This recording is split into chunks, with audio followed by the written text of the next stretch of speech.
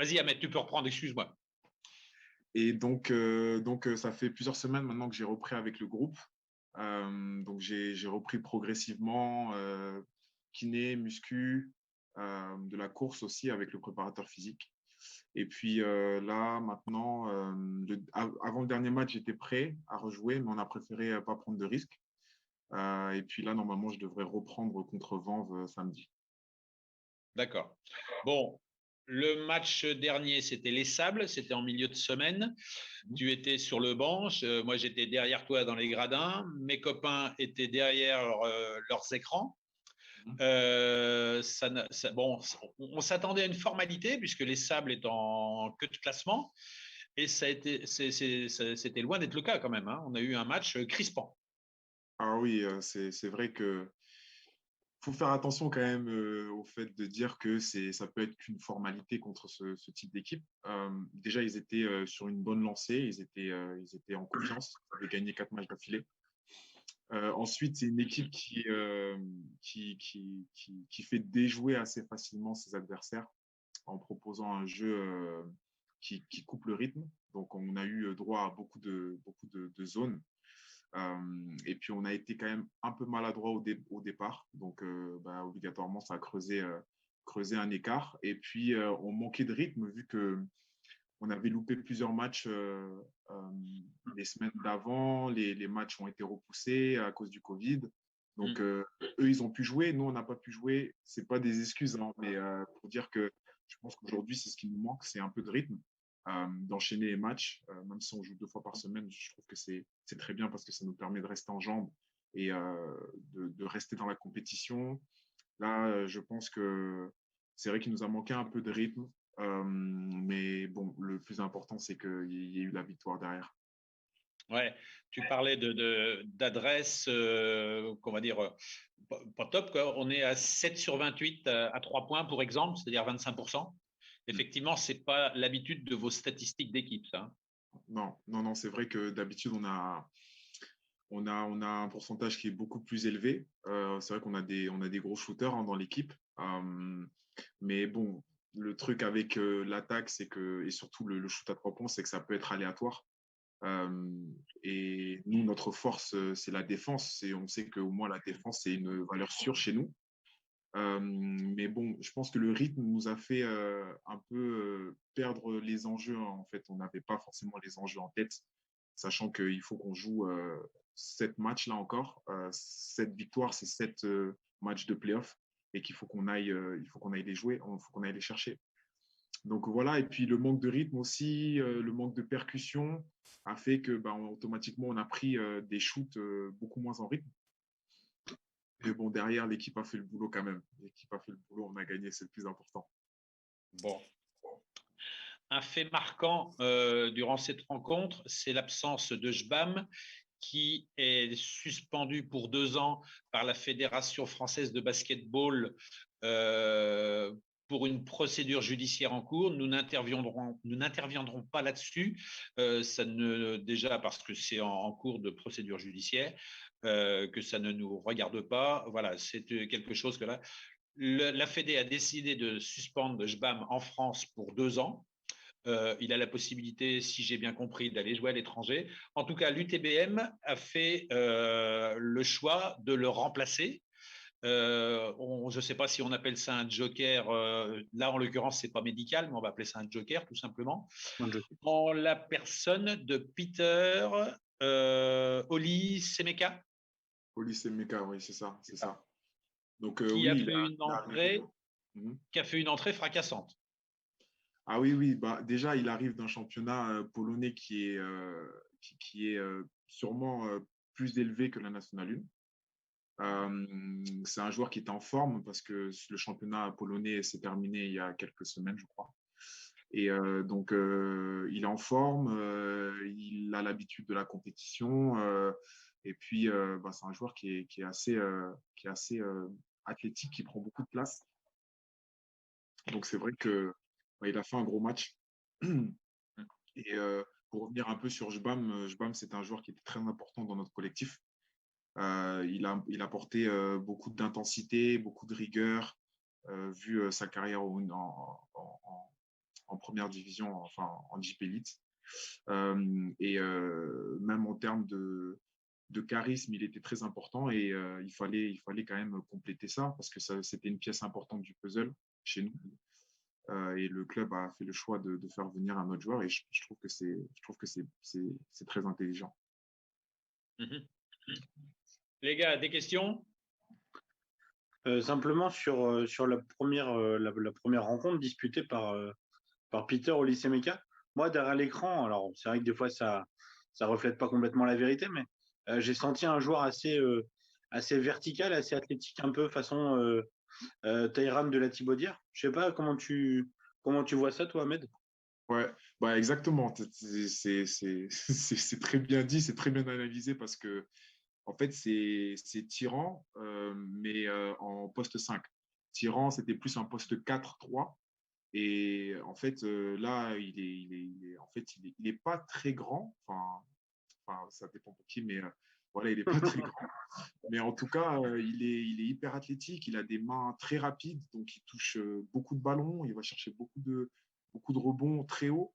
Et puis, c'est un joueur qui est impactant, en fait, clairement. Un peu C'est comme ce qui, Tyran. c'est ce qui manquait pour aller chercher la Pro B, quoi, en fait. Alors, on espère, on verra dans quelques matchs. Et tu dis qu'il n'est pas très grand, il ne fait pas 2,04? Il fait 2,05. 2,0. Ouais, il fait 2,05, mais Ah ouais, c'est un peu bizarre parce que sur le terrain, en fait, on n'a pas l'impression, mais dès qu'il lève les bras ou dès qu'il. C'est impressionnant. il est tentaculaire. Il est tentaculaire, exactement. C'est le C'est mot. sûr que ça change de Vincent Pourchot. Et en fait, c'est un autre style parce que Vincent, il n'a pas besoin de sauter en fait pour être Ouais, c'est ça, vertical. Mais je pense qu'en termes d'impact, c'est un peu pareil. Alors Vincent, il a une particularité, c'est que en fait, il est très grand, donc il voit au-dessus de tout le monde et c'est un excellent penseur. Il a une vision de jeu qui est incroyable. Et là, on a trouvé un joueur qui aussi est très intelligent dans son jeu et qui trouve beaucoup de passes. Donc, ça va poser beaucoup de problèmes aux équipes adverses. Et puis, il est au charbon, hein, 5 rebonds offensifs, 5 rebonds défensifs. Donc, C'est on ça. va dire que voilà quoi, il a bien épaulé Crayon dans ce domaine-là, hein, qui lui a pris, que je me souvienne bien, il fait Crayon, il fait 2 et 9 au rebond, 2 offensifs, 9 défensifs. Donc on va dire qu'en dessous, plus Alexis qui met son grain de sel, on va dire qu'en dessous, c'est grand quand même. Hein. Ah oui, oui, non, en dessous, c'est vrai on a quand même de gros joueurs. De gros joueurs. Et puis là, on a encore une semaine là, pour se préparer avant le match de Vanves. D'ailleurs, aujourd'hui, on a fait un entraînement type match pour essayer de rester justement dans la continuité du match du dernier match, en fait. Et on continue à l'intégrer parce que, en fait, ses qualités, il va falloir qu'on arrive à les intégrer dans notre collectif. Donc, une fois que je pense qu'il aura compris exactement ce qu'on cherche à faire, je pense qu'il sera encore mieux. Les gars, Bah, Vas-y, Florentin. Bah, du coup, moi, je voulais savoir un peu sur l'arrivée aussi de Thomas Smallwood, puisque vous avez deux nouveaux oui, centres, avec l'absence de Jbam et Vincent Pourchot. Est-ce que c'est un poste qui a été vraiment comblé? Alors, bah, je pense que oui, le poste a été comblé parce que bah, Thomas, dans son profil, c'est un joueur qui s'écarte beaucoup du cercle parce il a un vrai bras, comme on dit au basket. En fait, une main, ouais. Ouais, il est très adroit. Et de l'autre côté, en fait, et c'est un poste 5. C'est un peu contradictoire parce qu'on a un poste 4 qui est très près du cercle. Donc Mike, en fait, il est très fort au sol, très près du cercle. Donc ça arrive à s'équilibrer. Et là, bah, et on avait Jbam aussi qui était fort au sol et près du cercle. Et là, on a Peter qui arrive, qui au final balance un peu tout ça. Et je trouve qu'on a quand même un secteur intérieur qui est équilibré et on a des armes un peu partout. De quoi, je pense, poser des problèmes vraiment aux autres équipes. Mais comme je disais, là, on est toujours en train d'essayer d'intégrer. Et quand on intègre un joueur, c'est vrai que c'est jamais évident parce que le joueur, il faut qu'il arrive à trouver sa place, faut qu'on apprenne à jouer avec lui, à savoir ses automatismes, etc. Et là, on n'avait pas beaucoup de temps. On n'a pas beaucoup de temps. Là, on a encore une semaine pour travailler. Et donc, je pense qu'on va réussir à le faire sans aucun problème, surtout pour jouer les grosses équipes qui, eux, nous attendent de pied ferme. Tu parlais tout à l'heure, Ahmed, tu parlais du manque de rythme. Comment vous arrivez à compenser ça? Parce que j'imagine que ça doit être frustrant. Des fois, tu vois que le groupe est dans une bonne dynamique, tu es pressé de jouer le match suivant. Et puis en fait, bon, après, ça arrive à tout le monde avec le contexte que l'on connaît, mais un coup, tu es annulé à Dax, un coup, tu es annulé contre Tarbes, un coup, tu es annulé contre Toulouse. Comment ça vit de l'intérieur, ça? Ben, c'est pas évident. C'est pas évident. Et sans oublier, moi, ma blessure qui fait que, obligatoirement, le groupe est un peu pas éclaté, mais on se voit beaucoup moins parce qu'on a l'habitude de se voir 2 fois par jour. On s'entraîne 2 fois par jour. Et là, il y a un match de reporté. Donc, on a 2 jours sans rien. On se voit pas. Donc, pour vraiment être concentré sur l'objectif final qui est de la montée, c'est pas évident pour être honnête avec vous. Mais on a la chance d'avoir un coach qui nous remet sur le droit chemin. Aujourd'hui, il nous a tenu un discours qui nous remettait sur les rails. Et on essaye au maximum de faire des trucs en dehors pour rester vraiment solidaires ensemble et rester vraiment sur la même ligne directrice. Après, franchement, c'est comme là, par exemple, on va jouer Vanves. On ne sait pas vraiment à quoi s'attendre, en fait. Donc, c'est pas évident. Mais c'est vrai que l'objectif final est tellement gros, tellement important pour nous que à chaque fois qu'on met un pied sur un terrain, on est directement concentré sur l'objectif. Donc voilà. Justement, au niveau de l'objectif final qui est de terminer premier pour monter en Pro B, est-ce que vous êtes confiant par rapport à cette équipe de Toulouse qui avait fait forte impression au match aller et puis qui tient son rang? Confiant, non, je pense qu'on est humble par rapport à ça. On le sait, on essaie de pas trop le crier sur tous les toits. L'objectif, il reste la montée en Pro B, et ça fait longtemps que tout le monde le sait à Tours. Mais on essaie de faire abstraction de toutes les autres équipes, et on se dit que si nous, on reste concentré sur nous-mêmes et on regarde les matchs qu'on doit jouer match par match, les prendre un par un, au final, on n'aura même pas besoin de regarder les autres. Et aujourd'hui, je pense que c'est vraiment la mentalité qu'il y a dans le groupe. On évite de faire des calculs, on évite de regarder les autres équipes, même si, bien sûr, on fait attention aux résultats.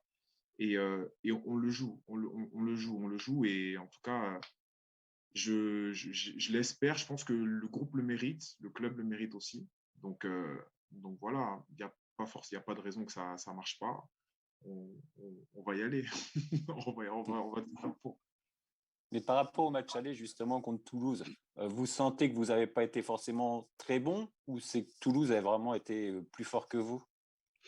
Je pense les deux en fait. Les deux. On ne peut pas leur enlever leur victoire. Ils ont vraiment fait un bon match. Ils ont été franchement, ils avaient sorti les dents. Et je pense qu'on a été surpris un peu. On a été surpris. Et comme souvent, on était en réaction. On était en réaction et on s'est fait sanctionner par l'arbitrage parce que l'arbitrage voyait que voilà, on essayait de réagir, sauf qu'eux, ils nous dominaient.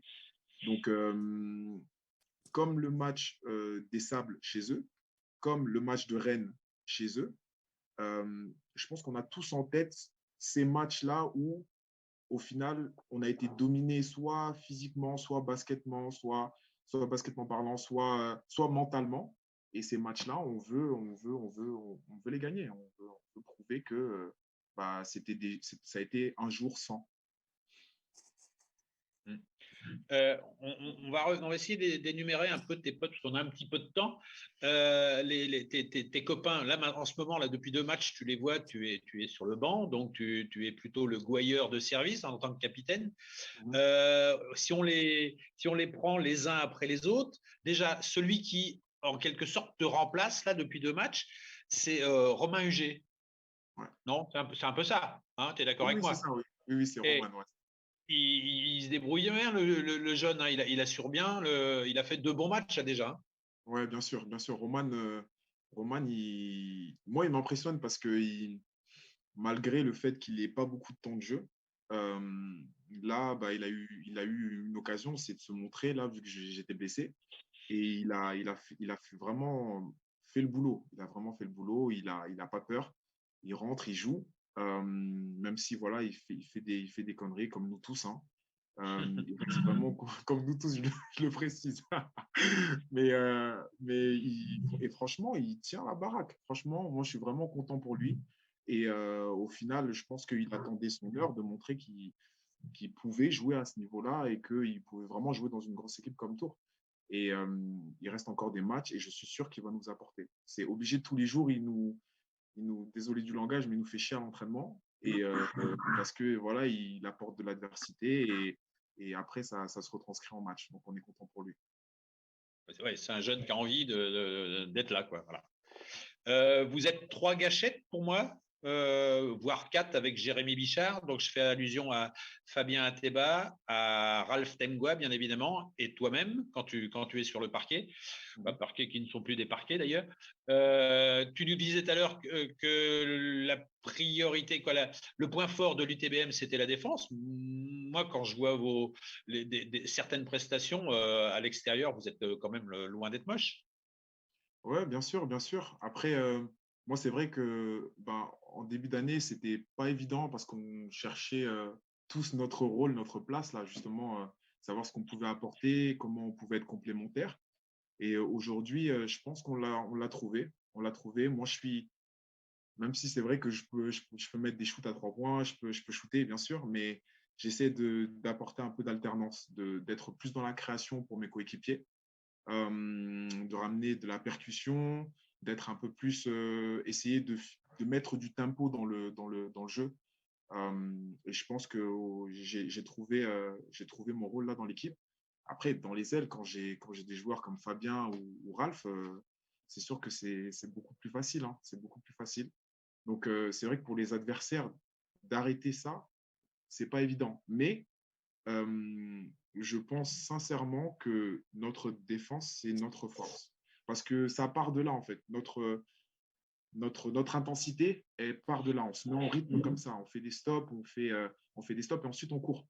Donc, il suffit qu'on prenne feu et qu'on ait un peu d'euphorie. Et là, c'est compliqué pour les adversaires. Mais vraiment, je pense que tout le monde a compris que notre défense, c'était un peu notre force. Hein. C'est ce qui vous a sauvé contre les Sables, hein. Ahmed, c'est ce qui vous a sauvé contre les Sables, hein, parce que vous n'étiez pas du tout à droit. Et heureusement que vous avez l'intensité défensive qui a augmenté au fil du match. Ouais, c'est ça, c'est ce que je disais tout à l'heure. L'attaque, c'est bien. C'est bien. Alors, les jours où ça rentre, là, il n'y a aucun problème. Mais les jours où on est maladroit, on sait qu'au moins notre défense, et en plus, c'est 90% dans la tête, euh, c'est notre base. C'est notre base.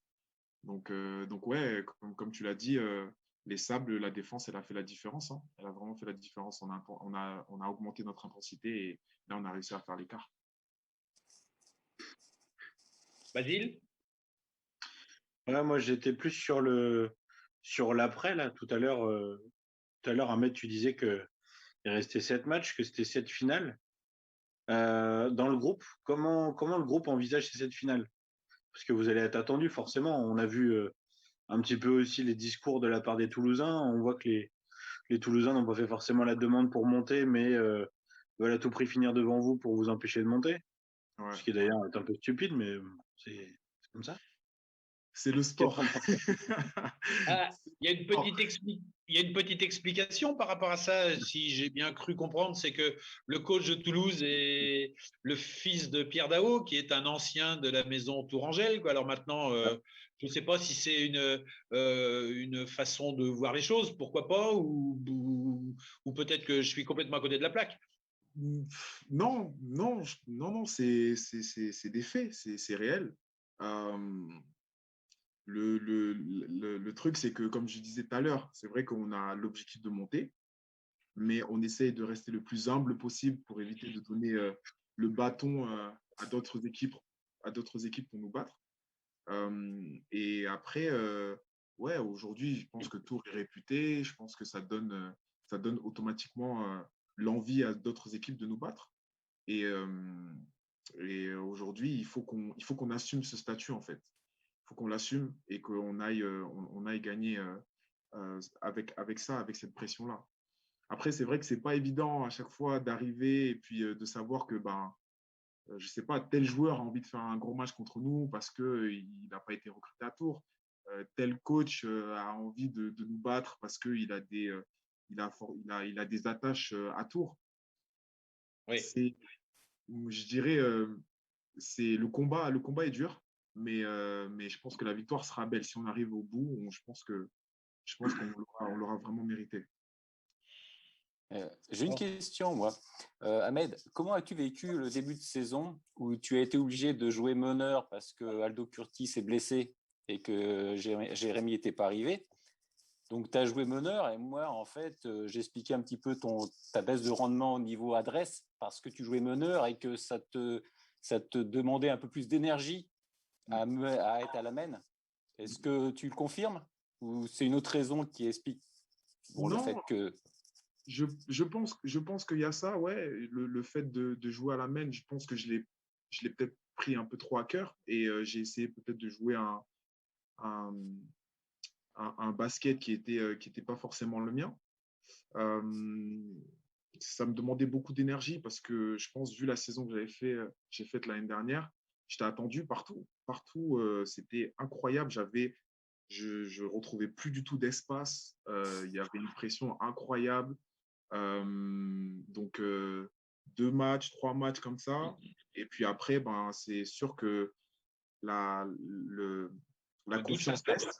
Ouais, c'est ça, le doute s'installe. Et puis, en même temps, l'équipe, même si on a gardé beaucoup de joueurs de l'année dernière, c'était pas pareil. C'était pas pareil. C'était pas pareil. Les mouvements n'étaient pas pareils. Donc, j'avais vraiment du mal à m'exprimer. Et puis, ben, au fur et à mesure, voilà, comme je disais, ça prend du temps d'intégrer des joueurs, mais au fur et à mesure, on a tous trouvé notre place dans l'équipe. Et il y avait aussi le fait que, voilà, il fallait que je m'adapte aussi au, au, Le collectif, en fait, que tu au sois plus collectif. Voilà. collectif. Ouais. L'année Ça, dernière, tu tenais un peu le haut de l'affiche, entre guillemets, et maintenant, bon, l'équipe est beaucoup plus complète. j'ai compris que l'équipe n'allait pas s'adapter à moi et que c'était à moi de m'adapter à l'équipe et Oui, pour pouvoir m'exprimer mieux, en fait. Et donc, c'est ce qui s'est passé. oui, parce que ce rôle de meneur, tu l'as quand même eu aussi l'année dernière. Oui, bien sûr. Hein. Mais comme Voilà. je disais, en fait, le groupe n'était pas du tout pareil. Oui, c'est ça. Les schémas de jeu aussi étaient différents par rapport aux joueurs en place dans la raquette. Pardon, j'ai pas Voilà. compris.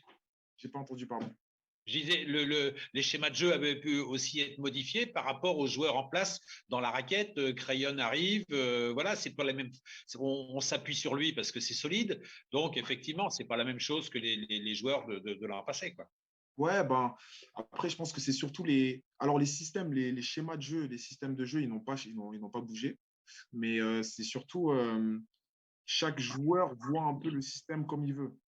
Donc, c'est vrai que c'est pas évident non plus. Et moi, c'est mon avis personnel. Je pense que ça prend au moins 2 bonnes années pour vraiment comprendre comment son coéquipier joue. Je peux jouer avec, par exemple, aujourd'hui, je peux jouer avec Marius et Fabien les yeux fermés. Je sais ce qu'ils vont faire, etc. Il y a pas de problème. Donc, ouais, il y avait ce côté-là où il fallait que je m'adapte. Mais voilà, après, bon, les coachs n'étaient pas du tout inquiets parce que, en soi, mon niveau de jeu n'a pas forcément changé. Je sais toujours faire ce que je sais faire. Mais voilà, c'est un autre groupe, c'est une autre année, c'est autre chose. Donc, il faut s'adapter. Ralph Temgua qui explose. Bien sûr, bien sûr. Là, Bah, il est un et ouais, métronome. Un métronome. bien sûr. Exactement. Là, Ralph, c'est pareil. C'est un joueur qui s'adapte hyper bien. Et là, on a pris le temps de discuter, d'échanger, euh, de savoir un peu bah, qu'est-ce que tu préfères faire. Ok, d'accord, il n'y a pas de problème. Et ça, en fait, on a dû franchir ce cap-là parce que c'est vrai que l'année dernière, on avait une équipe qui était beaucoup plus communicante. On avait une équipe beaucoup plus, comment dire, euh, c'est difficile, mais le relationnel avait pris très vite. C'est pour ça qu'on n'avait pas forcément des noms dans l'équipe, mais on avait vraiment une grosse alchimie. Et là, c'était difficile peut-être de percer un peu la coquille d'un joueur. Donc, ça a pris un peu de temps, mais une fois que ça a été fait, après, voilà, aujourd'hui, ça roule. Et Ralph, voilà, il est dans un rôle où il crée, il shoot, il se sent bien dans le groupe. Et pareil, depuis le début de l'année, jamais je l'ai entendu se plaindre sur quoi que ce soit. Et chacun savait qu'il allait avoir son rôle à un moment donné. Il allait avoir son heure. Et là, aujourd'hui, c'est l'heure de Ralph. Et c'est bien, je suis content. Moi. Est-ce que tu n'as pas peur que Vincent, au bout d'un moment, choisisse plutôt le cinéma que le basket? Parce que là, en ce moment. C'est une vraie question, c'est une vraie question, ça. Ouais, tu la prends comme tu veux. Non, Vincent, il aime trop le basket pour lâcher. Mais je pense réellement que à un moment donné, ça va sûrement être un dilemme pour lui. Ouais. Dans le rôle du méchant dans un James Bond, par exemple? Pourquoi pas? Pourquoi pas? Je me souviens de celui, le James Bond, où il y a le grand avec les dents en fer. Là. C'est ça. Et il suffit juste de lui mettre des dents en ferraille provisoire et il peut le faire. Hein. Ça pourrait le faire. Ça pourrait le faire. Mais je pense qu'il aime vraiment trop le basket pour ça. Je pense. Mais après, pourquoi pas? Il pourrait faire les deux. Hein. Il pourrait faire les deux. L'été, il est en tournage. Et puis après, le reste de l'année, il est en saison, il est avec nous. Hein. C'est ça. Bon, je suppose qu'il va, il va nous, peut-être qu'il nous écoute, là, on ne sait jamais, sauf s'il tourne une sitcom quelconque. Voilà. Les gars, des questions? Florentin, on t'a pas entendu, bonhomme? Ouais, moi, Ahmed, je voulais savoir si l'année prochaine, tu seras toujours à l'UTBM. Si tout se passe bien, oui, je devrais être encore là. Si tout se passe bien. Bon. C'est-à-dire si vous montez? Ça veut dire s'il y a probé, ça. Ça, je peux pas. Ça, il faut. Je sais pas si vous avez senti un peu ma rage là pour monter, mais ouais.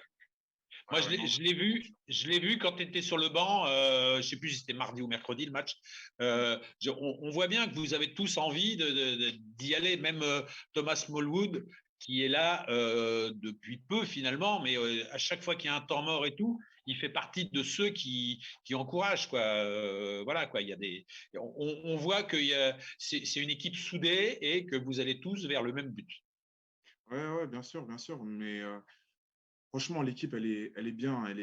On a tous envie de monter et je pense qu'on est tous là pour la même raison. Moi, je suis venu à Tours, c'est pour gagner un championnat encore. Donc, je pense qu'on a tous la même volonté et on fait tout pour y arriver, quoi. Il y a Sandrine Serrol, que tu connais très bien, comme nous, qui te félicite pour ta prestation devant le micro. C'est gentil. Merci, Sandrine. Mais pas sur le terrain. Non, sur le terrain, il est out depuis 3 semaines, donc on ne va pas lui parler de terrain pour l'instant, mais voilà, quoi. Moi, j'espère faire pareil sur le terrain, là, samedi. Bon, c'est bien. D'autres questions, les gars, parce qu'on a encore 5 minutes avec Ahmed. Ne vous jetez pas sur le micro. Hein. Ça t'a posé comme question, Patrice.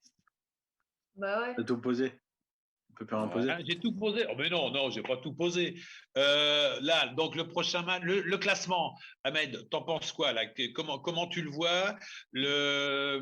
Alors, je vais quand même reparler d'un règlement. On a dit qu'il fallait absolument finir premier.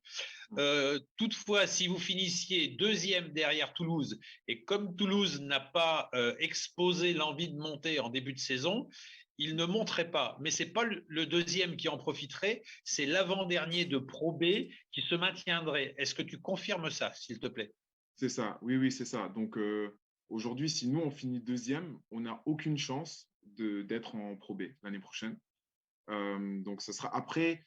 Il y a peut-être une chance si jamais il y a un club de Pro B qui n'a pas le budget qu'il faut ou est redressé ou quelque chose comme ça. Là, on aurait peut-être l'occasion. Voilà. Parce que justement, il y a un gros boulot qui est fait à côté du sportif. Hein. Il y a un gros boulot qui est fait à côté du sportif. Donc, je suppose qu'on serait l'un des candidats à la montée. Mais aujourd'hui, c'est vrai que Tours a fait une montée de N2 à N1 pas sportive. Et donc, nous, c'est pas ce qu'on veut, c'est pas ce qu'on cherche. On veut le mériter, là, notre place en Pro B. Et après, comme je disais, c'est dur à dire. On ne peut pas leur jeter la pierre en disant à Toulouse, mais pourquoi est-ce qu'ils cherchent à finir premier? De toute manière, ils ne monteront pas. Moi, Ouais. Et puis, aujourd'hui, imaginons il risque de vous qu'aujourd'hui, retrouver l'année prochaine. Il risque imaginons, de vous retrouver l'année prochaine en concurrent, en plus, si vous ne montez pas. en Ouais, mais soi, ils ont. Ouais, après, ça en soi, c'est le c'est. sport, en fait. Imaginons, Ouais, ouais. moi, aujourd'hui, je suis tellement compétiteur, je me dis que si aujourd'hui je suis dans la situation de Toulouse, je voudrais battre Tours. Bah Juste voilà, parce c'est que ça. c'est du sport, en fait. Ouais. Il y a des équipes qui ont baissé le pied. On voit avec Lorient. Lorient, on comptait un peu sur eux pour battre Toulouse dans le match en retard. Est-ce qu'il a eu lieu ce match? Non, je Non, crois pas il encore. n'est pas joué encore. Hein. Donc, mais Lorient, ils sont en train d'enchaîner les contre-performances. Moi, je suis en train de me demander si ce match-là ne va pas être une formalité pour Toulouse, hein, bien que ce soit à Lorient. Parce C'est que ça, Lorient, visiblement, ils ont lâché le morceau. c'est ça, Voilà, il y a eu c'est pas Chaland qui a perdu à la maison contre La Rochelle, là? c'est ça, c'est Hein, ça. il y a eu ça, c'était ce week-end. Donc, Ouais. voilà, quoi. Donc, mais puis Toulouse, visiblement, ils ont envie, même s'ils ne doivent pas monter, moi, je crois qu'ils vont rien lâcher. Ils vont vraiment rien. C'est du professionnalisme de la part des mecs qui sont sur le terrain, quoi. Il y a ça aussi. Après, le côté j'aime pas Tours, bon, c'est vrai ou c'est pas vrai, on n'en sait rien, mais Ouais. pourquoi pas aussi, quoi. Voilà. Ouais, voilà. Après, voilà, je pense que c'est réellement du sportif. Et là, aujourd'hui, je pense que Toulouse, ils ont envie de gagner. Ils sont sur une bonne lancée. Depuis l'annonce du fait qu'il n'y a que le premier qui monte, il y a deux groupes d'équipes aujourd'hui. Il y a les équipes qui peuvent encore prétendre à la montée, qui peuvent encore prétendre de jouer pour la première place. Et il y a tous ceux qui, aujourd'hui, ont un peu lâché l'affaire. Et je trouve que ça fausse un peu le championnat. C'est ça.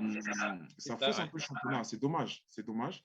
Ouais, ouais. Bon, voilà, Parce après, qu'en fait, peut-être.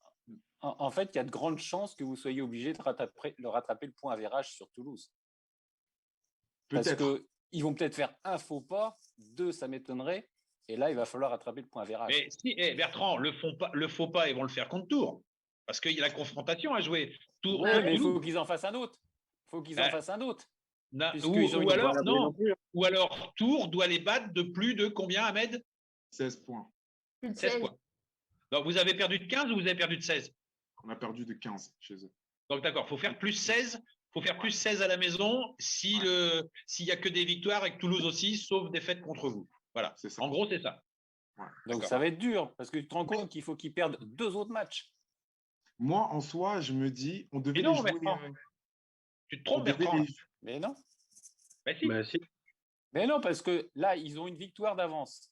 Donc déjà, il faut qu'ils perdent une fois. Et si Tours ne rattrape pas le point average, il faut que Toulouse perde deux fois, en Bah plus oui. de Tours. Non, mais on t'a dit, on t'a dit que, puisque là, il y a un match de. Comment dire? Il y a une confrontation directe. Ça veut dire que Tours rattraperait. Mais non, mais s'ils ne rattrapent pas le point average, parce que ça va être compliqué quand même de faire on est d'accord, rattraper mais plus 16. Bon. on est d'accord, Donc, mais faut c'est ce que qu'on Toulouse vient perde deux d'évoquer. fois en Pourquoi plus. pas? Oui, mais ça, on Bertrand, ne sait pas. Bertrand, je trouve que quand même, tu doutes un peu de l'UTBM. J'ai vu le match aller. J'ai vu le match Ahmed, aller. Ahmed, tu Et peux Ahmed, dire que c'est un j'ai vu le match emmerdeur. aller. Hein. Ouais, J'ai vu mais le match aller. les Ouais, matchs mais ne se ça, répètent c'était- pas, Bertrand. Voilà, exactement ça, c'était le match aller. En soi, on devait les jouer il y a 2 semaines, je crois. Ou il y a 2 semaines. Oui, peut-être. c'est ça, ouais, à peu près, ouais. Il y avait un certain enjeu. Là, on va les jouer à la fin de la saison. Ce sera sûrement l'avant-dernier match. Il n'y a pas de match reporté. Dans 6 matchs, je pense que l'enjeu, peut-être, sera complètement différent. Donc, on ne sait Ouais. pas. Nous, on part match après match et puis on verra le jour J. Et puis, Ce le qui me match fait aller, espérer, Toulouse était attends, sur un nuage. Le Non, match attends. aller, Toulouse était sur un nuage. Là, Toulouse a bien géré ses différentes défenses. Ils n'ont pas arrêté de changer de défense avec des défenses hyper hautes et ça vous a hyper gêné. Donc, je pense que vous allez travailler là-dessus. Mais par contre, ce qui me fait espérer, c'est que l'arrivée de Peter va bonifier l'équipe Parce que même si tu me dis que Schbam est un joueur important, Peter a des qualités autres et va vous apporter beaucoup plus que Schbam, à mon avis, par rapport au premier match que j'ai vu. Écoute, J'espère. Bertrand, merci pour ton intervention, mais on verra bien le jour J. Et Ahmed, il faut savoir que Bertrand a eu son 2e degré avec mention. Donc, tu vois, Deuxième degré de quoi? Moi, d'initiateur. Ah oui, de moniteur de basket. Ouais. Bon, je suis un Oh, peu loin, non. mais bon. moi, Non, mais personnellement, c'était une blagounette. Vas-y, Florentin. moi, personnellement, ce qui me fait espérer, c'est que Toulouse, là, il leur reste à jouer que des gros.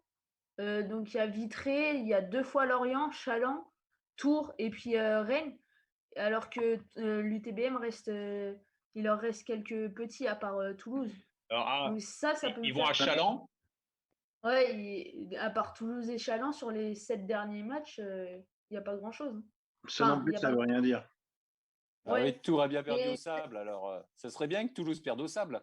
Après, il y a une chose qui est certaine, et si on prend juste la valeur des deux équipes, c'est que pour moi, l'UTBM a un banc un peu plus important et plus qualitatif que celui de Toulouse. Ça, à valeur égale, ça c'est une chose qui est certaine. Et puis après, il y a un autre paramètre aussi, ça va être l'usure. Parce qu'en fait, euh, Toulouse, à défaut de vouloir monter, ils ont quand même la pancarte dans le dos, c'est-à-dire qu'aujourd'hui, ils sont premiers. Si on tient compte des différences au classement, ils sont premiers. C'est eux qui ont le meilleur pourcentage de victoire à aujourd'hui. Et puis, ils sont pas à l'abri de tomber contre une équipe qui se dit finalement, nous, on a envie de faire chuter le leader et qui soit attendu sur des matchs où finalement, il n'y a pas grand-chose à attendre. Donc ça peut leur arriver tout comme à Tours. Et aujourd'hui, c'était plutôt à Tours que ça arrivait. Ouais, bon, Ouais, non, mais pourquoi c'est pas. ouais. À noter justement une petite note de la part de Sandrine Serrol qui nous écoute vraiment, c'est que les adversaires, les futurs adversaires de Toulouse sont des gros, effectivement, Ouais. mais des gros qui ne peuvent en principe plus monter, ce qui n'est pas complètement faux. Mais bon, on va faire confiance à tous ces joueurs dans toutes les équipes pour être professionnels et bien respecter leur sport qu'est le basket. C'est ça, c'est ça. Voilà, ok. Mm. Nous allons conclure là. Merci Ahmed de ta présence, c'était sympa, Merci. de ton Merci sourire de aussi, parce l'invitation. que ça c'est très généreux de ta part. Tu souris non-stop. Donc, si, c'est vrai, faut le dire. C'est bien de ces choses-là.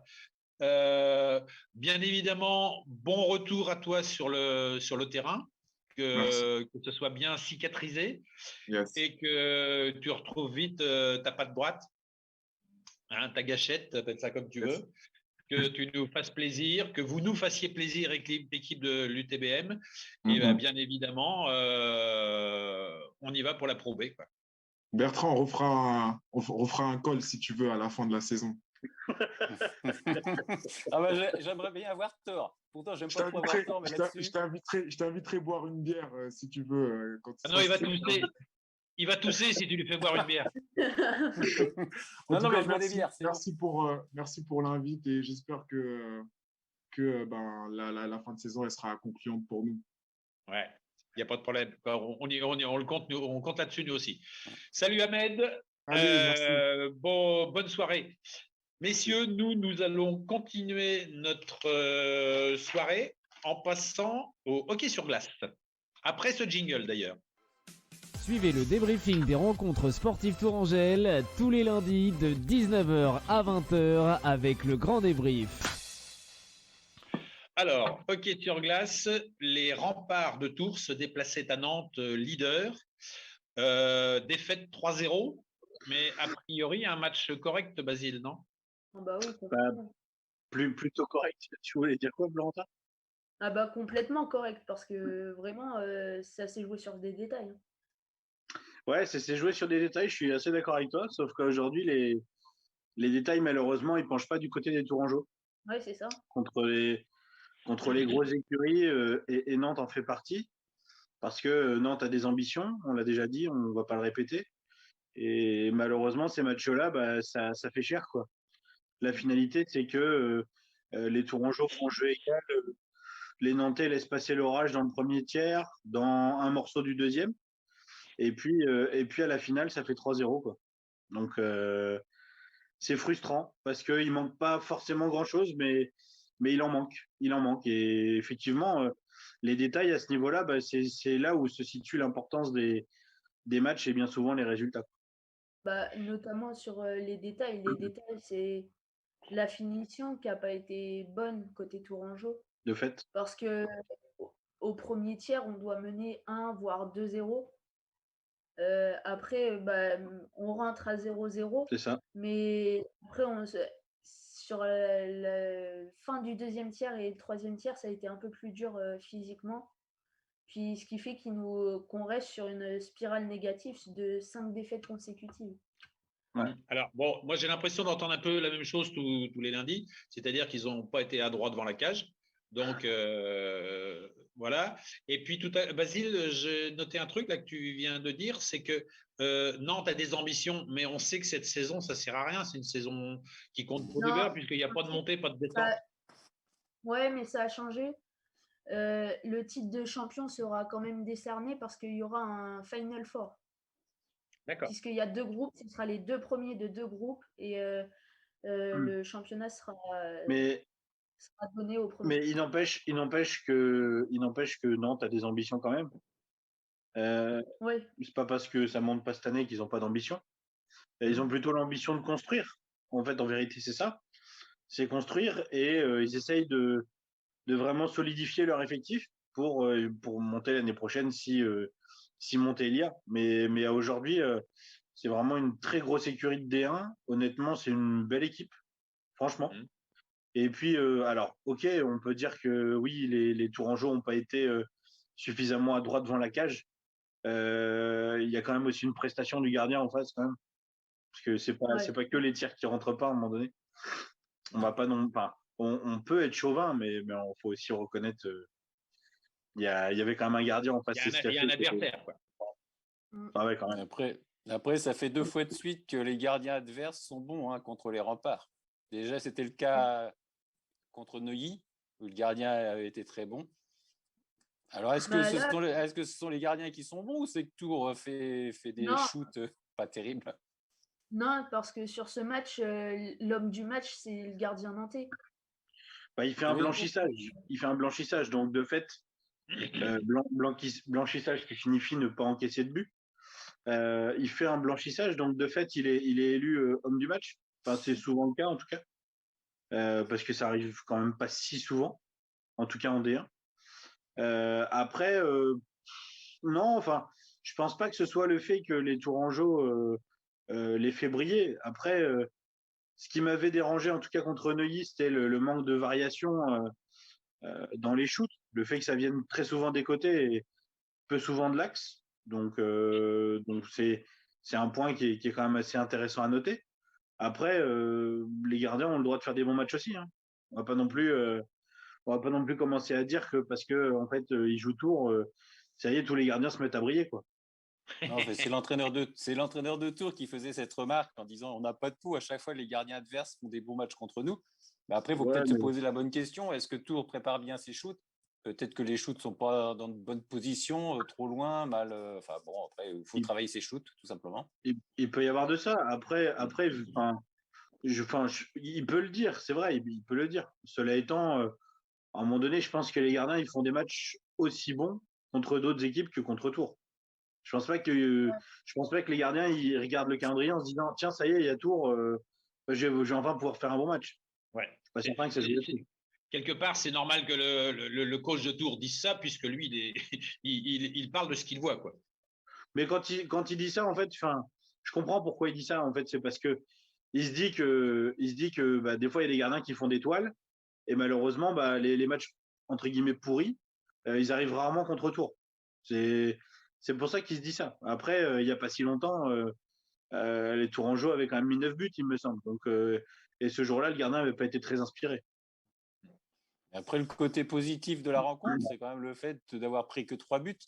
Alors déjà, parce que sur les derniers matchs, Tours a encaissé quand même pas mal de buts. Bah, je crois que ça doit être la moins bonne défense du championnat. Et puis l'autre fait aussi, c'est que il jouait contre la meilleure attaque de Tours. Et de prendre que 3 buts, c'est bien. Déjà, Dans la c'est meilleure un point attaque du positif. championnat. La meilleure attaque du Oui, championnat. du championnat, oui, du championnat. Ouais. Est-ce alors, que tu voudrais est-ce que dire que c'est finalement- une défaite encourageante? Ouais. Je m'en doutais que tu allais dire Ça ça. progresse. J'allais le dire. On progresse dans le jeu et puis Non, finalement mais dans le résultat. Mais non, mais ça, c'est pas possible. En plus, ça, c'est inentendable de la part du vestiaire parce que c'est une spirale de défaites qui est ultra négative. Ouais. C'est 5 défaites de suite. C'est pas possible. Pour une équipe comme Tours qui, alors, ambition de monter, pas ambition de monter, peu importe, mais qui régulièrement figure dans la première partie de tableau de cette D1, là, c'est pas possible. 5 défaites de suite, c'est pas possible. Je vais te poser une question peut-être embarrassante, Basile. Est-ce que il y en aurait dans le groupe des remparts qui auraient quelque peu lâché le morceau? C'est possible. C'est Mais pas. ça se voit pas à l'œil nu. C'est pas à exclure. Non, ça se voit pas à l'œil nu. Après, ça, je vais pas me faire des amis en disant ça, mais en fait, des fois, je dis pas que ça arrive au rempart, mais des fois, il y a des joueurs qui, par exemple, patinent un peu moins fort là, ou mettent un peu moins d'impact, ou sont un peu en dedans, par exemple, sur une fin de tiers ou sur un début de tiers, ou alors, par exemple, font un peu moins les efforts pour les coéquipiers. Ça joue des fois, c'est juste une intensité, c'est un petit coup de patin de moins ou autre, ça joue pas des fois à grand chose, mais c'est ce qui fait qu'il y a une déperdition au niveau de l'énergie collective et de la synergie collective. Et par rapport à ça, c'est possible. Effectivement, c'est un élément qu'on peut ne pas négliger. Et je vais même compléter ta réponse, Basile. C'est possible et ça a même été dit. Ça a même été dit. Ça a été évoqué. dit. Bah oui. C'était évoqué, c'est plus facile à dire. Oui, tout à fait, parce que été dit, oui. Ouais. Ça a été évoqué, ouais, tout à fait. Donc bon. Après, ça peut Après, être dit. Moi, je préfère les faits aux suppositions. Cela étant, je pense que on peut pas en vouloir à des compétiteurs à partir du moment où on empêche les équipes de monter à la fin. On peut pas en vouloir à des mecs qui Ouais, s'arrachent pour jouer des Magnus que en fait finalement tu peux pas monter. Donc exactement. Parce que ça peut être instinctif, ça. Tu sais qu'il n'y a pas de carotte au bout, donc automatiquement, c'est comme si tu jouais à un match amical plus. Ouais. c'est Voilà. ça. Plutôt Donc, pour la coupe des copains. c'est presque comment dire, instinctif, quoi. Je veux dire, c'est comme en football, par exemple, quand tu joues un match de Coupe de France contre une division, contre une équipe qui est 4 divisions en dessous, eh ben, c'est presque logique que tu sois moins motivé que quand tu joues la tête de ton championnat. Et puis après, tu as des gars, par exemple, comme, et je vais faire un parallèle avec un sport connu de tous, comme Ronaldo, par exemple, le Brésilien, qui, quand il s'était fait opérer, il avait été à Cap-Breton en rééducation, et même là-bas, il voulait gagner les tournois de baby-foot, quoi. Donc, Ouais. alors qu'en fait, tout le monde sait que on s'en fiche complètement et que ça sert à rien, mais il voulait absolument gagner le tournoi de baby-foot. Et pour l'anecdote, il avait montait parié dans le sa baby. montre. Comment? Il montait dans le baby, non? Non, mais il avait parié sa montre avec un jeune qui était là-bas, un jeune sportif français. Il avait parié sa montre au baby-foot, qu'il avait perdu d'ailleurs. Et il avait filé sa montre qui devait valoir je ne sais combien. Oui, 17 000 au euros. gamin. Ouais. Ouais, bah, par là, ouais. En tout cas, voilà, il y a des personnages comme ça qui cherchent à tout prix tout le temps à gagner. Et puis il y en a d'autres, ils sont motivés seulement par la compétition et par le fait qu'il y a quelque chose au bout. Prochain match, Basile, des remparts, Face à Dunkerque. Ce week-end contre Dunkerque, à Tours. à la maison? Ouais. Ouais. D'accord. Ça sera samedi soir à 20h normalement, puisque c'est en général la programmation des matchs. 19. Ah, ça peut aussi être 19h. Je crois que c'est 19h, ouais. Ah ouais, Ouais. en raison du Covid, on va dire que les matchs sont plutôt avancés à 19h qu'à 20h. Oui, effectivement. Ouais. Bon, eh bien, pourvu que ça aille mieux à partir du week-end prochain. Après ce jingle, nous passerons au volleyball, messieurs. Tous les lundis de 19h à 20h, c'est le grand débrief avec Francis Leroux et ses chroniqueurs. Alors, le jingle dit de 19h à 20h, mais ce soir, nous allons jusqu'à 20h30, puisque eh bien, il y avait quand même pas mal d'actualités sportives. sportive en Indre-et-Loire. Donc, volleyball, le TVB recevait c'était un quart de finale, hein? Ouais. Ouais, quart de finale du championnat de France. Le TVB recevait Chaumont, on va dire en match aller. Ça mène 2-0 et ça perd 3-2. Catastrophique. Bertrand, tu m'en dis quoi? Ouais, le TVB qui avait terminé 5e recevait Chaumont 4e. Donc, on supposait que le match allait être serré. Bertrand, je te coupe. Tours a fini 4e puisque Non. ça a été Non. Non, Florentin, tu t'es trompé. C'est bien Tours qui est 5e et Chaumont qui est 4e. Sinon, Tours aurait reçu le deuxième match. C'est la même. Avantage au mieux classé. Avantage, Voilà. revanche est belle au mieux classé. Mais Florentin, c'est pas grave. Au moins, tu as fait ta bourde, puis elle est pas mal. Ouais, tu as fait ta bourde de la soirée, c'était bien. Parce que me contredire, c'est quand même. Faut être fort, hein, mais bon, tu as essayé. Non. Monsieur Boulard, tu peux continuer. C'est qui? Il est où? Là, c'est moi.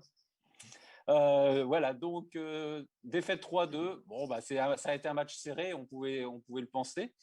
Ce qui est dommage, c'est quand même que Tours a mené 2-7-0. Ils ont eu 2 balles de match dans la 3e manche et non concrétisées. Et puis c'est la défaite 15-13 au 5e qui fait très très mal parce que c'est une défaite à domicile et puis surtout qui fait très mal parce que ce sont des matchs à élimination directe et qu'il va falloir en gagner un à Chaumont et ça va pas être le plus facile. Faut même en gagner 2. Ouais, déjà 1 et puis 2. Ouais, tout à fait. Je veux juste regarder. C'était samedi soir le match? Oui, 18h. Oui, parce que le score, il est quand même 25-23, 26-24 pour Tours dans les 2 premiers. Et le 3e set, effectivement, il est perdu 30-28. Donc, effectivement, on se rend compte. Après 25-23 et 15-13. C'est-à-dire qu'à chaque fois, c'est seulement 2 points d'écart dans tous les sets. On se rend compte que un match de volley, ça tient à grand-chose. Ouais. Là, c'était hyper serré. Chaumont a mieux géré les fins de set. Tours a été pris par l'émotion, par le stress, par un manque peut-être de niaque sur ces fins de set. Mais bon, ça a été préjudiciable. Ce qui est dommage, c'est que dans le 4e, malgré le coup de bambou qu'ils ont reçu sur la tête en perdant le 3e set, dans le 4e, ils menaient 11-7. Donc, ils avaient fait quand même un petit break. Oui. Mais bon, ça n'a pas suffi. Alors, ils ont perdu l'eau sur blessure. Donc, El Graoui s'est fait mal à la cheville. Ils ont terminé en plus avec 3 blessés. Et Petrus aussi. On n'a pas perdu les autres. C'est pas grave, Basile, moi j'ai compris. On n'a pas entendu, alors je sais pas. Le 3e set, tu dis qu'ils ont eu une balle de match. Ils l'ont eu à combien cette balle de match? Parce que... Ils ont eu 2 balles de match dans le 3e. Ouais. Là, ils l'ont perdu 28. Ouais. Ils l'ont perdu 30-28, d'accord. Mais à quel moment est-ce qu'ils ont eu ces balles de match? Comment, je dirais, est-ce qu'ils ont eu à un moment 3-4 points d'avance dans le 3e? Dans le 3e, je n'ai pas souvenir. Non, dans le 3e, ça a toujours été serré. Ouais, moi. Non, tout s'est joué à pas grand-chose. Hein. Bon, donc là, il n'y a pas le choix. Si on veut jouer les demi-finales, il faut donc gagner 2 fois à Chaumont. Hein, voilà. Mais on va d'abord prendre les matchs les uns après les autres. Ça sera samedi soir, la première confrontation. Et si Tours gagne, il y aura la belle, en quelque sorte, dimanche après-midi. Ouais. C'est ça? Alors, le souci, c'est que tu as peut-être 3 blessés, parce que tu as aussi c'est Montes qui a problème au doigt. Il s'est ouvert le doigt il s'est accroché dans le filet, il s'est ouvert le doigt. Ah oui. Donc peut-être 3 blessés. En plus, Udris qui est en tant que pointu pas assez régulier pour c'est pas l'assurance tout risque. Hein. Udris, je l'ai trouvé. Il était bon, mais niveau attitude, quand tu vois, on est mené de mémoire dans le tie-break 5-1, où il marque le 2e point, donc pour 5-2, où il rigole. moi, je suis en train de perdre pour une place en demi-finale de play-off. Alors, c'est peut-être pour se Non. décontracter aussi. Hein. Non, mais C'est peut-être et pour se Florentin, décontracter. Florentin, Quand même. c'est pas forcément être désabusé que de faire ça. Il avait peut-être sa raison de sourire. C'est pas, faut pas interpréter seulement sur ce que tu vois sur un écran. C'est pas. Ouais, c'est sûr, Voilà. oui. En Le face, gars, il est là pour gagner le match, bien évidemment. En face, à Chaumont, là, leur pointu, là, Herrera, MVP du match, 26 points. Bon, c'est costaud. Hein. C'est solide. Et ouais, c'est des Cubains, là, ils ont 2 Cubains à Chaumont, là, vraiment extraordinaires, hein, qui ont tenu la baraque. Bon. Après, le point négatif sur ce match, c'est les fautes commises par les Tourangeaux. Ils ont fait 41 fautes de mémoire. Mais après, sur plus de Donc, 2h30 de match, c'est un peu normal de faire beaucoup de fautes. Parce que c'est Ouais. vrai que le match a été hyper long. Mais de mémoire, ils en font 10 dans le premier set, 7 dans le deuxième. C'est quand même. Alors, tu vois, Florentin, le de alors mémoire, qu'il il n'est pas approprié parce que si tu prends des notes, c'est plus de mémoire. Non, mais c'est bon, c'est ça. Ouais, mais C'est ça, alors. ils font 41 fautes, mais ils en Ouais. font 17 dans les 2 premiers et c'est des 7 qui gagnent. Ah, Ils en Non. font 10. donc, Dans le Alors, troisième, où est-ce qu'on va avec ça comme quoi les statistiques. Et voilà, comme quoi, en fait, c'est pas à manger en salade, les statistiques. Voilà, c'est ça. Bon, nous allons clore la page volleyball et après ce jingle, nous parlerons tennis de table. Suivez le débriefing des rencontres sportives Tourangelle tous les lundis de 19h à 20h avec le grand débrief. Alors, je me répète, le grand débrief ce soir n'est pas jusqu'à 20h, mais bien jusqu'à 20h30, car l'actualité s'y prête. Donc, tennis de table, nous allons donner l'honneur aux dames. Les filles du TT jouaient les tours, se déplaçaient à Montpellier pour le match retour en play-down. Alors, elles avaient gagné le match aller en début de semaine, si je me souviens bien. Ouais, mardi. 3-2. Oui. Et donc, c'était la confrontation retour qui se jouait à Montpellier. Et Byzance, elles ont gagné 3-1. Alors, vas-y, Florentin, toi qui l'as suivi, je crois, en direct sur écran. Alors, vas-y, raconte-nous un petit peu. Déjà, le premier match qui était Zarif, qui est classé 41e. Française. Oui, 41e. Française. Et Ri, qui était classé 66e. Alors, précise que Zarif, c'est la Jocondienne. Ouais, Zarif, oui, Voilà. c'est la Jocondienne. Oui, qui est 41e, donc on s'attendait à ce que Jouer gagne ce match. Mais par toute attente, c'est la Nîmoise qui gagne le match. Enfin, qui gagne le match. Attends, et après Florentin, le tu dis deuxième qu'on set, s'attendait à ce que la Joncodienne gagne, mais elle jouait contre la Chinoise qui est 66e, mais qui avait gagné tous ses matchs au match aller. Ah oui, donc c'était l'épouvantail, hein, cette Chinoise là, ou coréenne, je ne sais pas trop. Que Florentin, ce qu'il faut que tu comprennes, c'est que les classements nationaux attribués aux joueuses et joueurs étrangers, c'est un petit peu approximatif, quoi. On va dire que c'est des fois de l'évaluation, c'est pas de réelle valeur, pour peu que la fille descende de l'avion en septembre dernier. On la classe comme ça, et donc cette fille, visiblement, comme Johnson d'ailleurs, mérite un classement supérieur à ce qu'on leur a attribué en France. Voilà. Vas-y, continue. Donc c'est une défaite, on pouvait s'y attendre sur ce premier match. Alors 11-5, 9-11, 11-7, 11-7. Ouais, ensuite, il y a Liri, la Joncondienne, qui est classée 11e, face à Johnson, 64e, où Liri s'est imposée facilement. Alors 12-10, 11-5, 11-4. Logique. Voilà. Donc, comment elle s'appelle, si Jouer avait perdu, ça aurait fait aurait perdu 3-2, ça aurait fait du goal average supérieur, je pense, à Nîmes.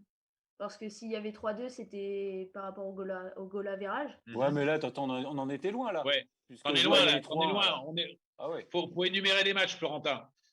Donc, Là, on est à un partout après le match de Lihi. Donc, on n'est qu'à un partout, là. Donc, après, il y a le troisième match qui démarre. Fort contre Moret. Oui, ou Fort qui est 52e face à Moret 28e. Bravo, où Moret. on pouvait s'attendre à... où on pouvait s'attendre à une victoire nîmoise aussi, là, où quand même Nolwenn, donc la Jocondienne, a frappé fort. Bravo, Florentin. Il ne l'a pas fait exprès, mais bravo.